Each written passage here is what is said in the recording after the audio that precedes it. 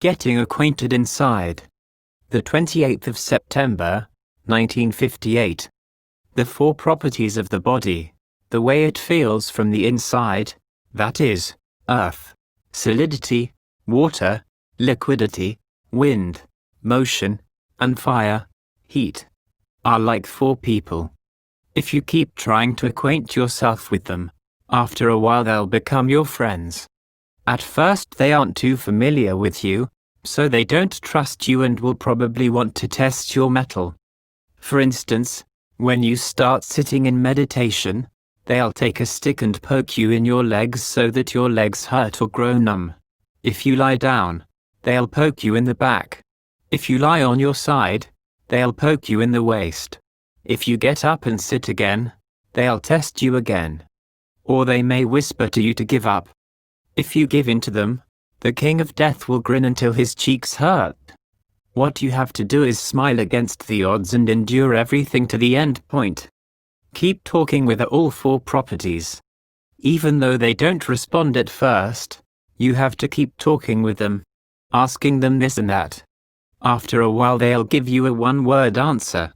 So you keep talking, and then their answers will start getting longer, until you eventually become acquaintances, and can have real conversations. From that point they become your intimates and friends. They'll love you and help you and tell you their secrets. You'll be a person with friends and won't have to be lonely.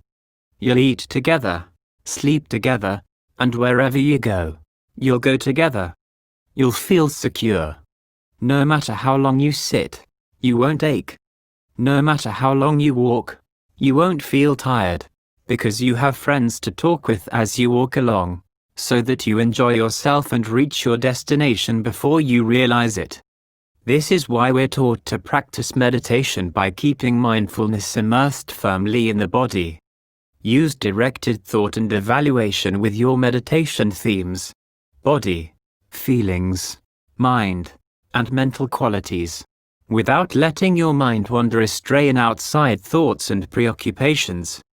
Contemplate the body so as to know how all four properties are getting along, where it feels pleasant, painful, or neutral. Notice how the mind moves around in the various things you know, until you reach the mental quality that's still, solid, and true. This way, it's like having friends go with you wherever you go, and in whatever you do. In other words, when the body walks, the mind walks with it. When the body lies down, the mind lies down with it. When the body sits, the mind sits with it.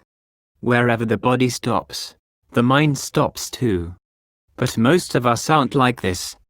The body takes 2 steps, but the mind takes 4 or 5. So how can it not get tired? The body lies in a mosquito net surrounded by a railing and 7 thick walls, but the mind can still go running outside the house. When this is the case, where will it get any happiness? If it doesn't stay in its house, it'll have to wander around exposed to the sun, wind, rain, and all sorts of dangers because it has no roof, no protection. If there's no concentration to act as a shelter for the heart, it'll always have to meet with misery and pain. For this reason, you should train your heart to stay firm in concentration, and to develop full authority within yourself so that you can be your own person. This way you'll be bound to meet with the goodness of purity.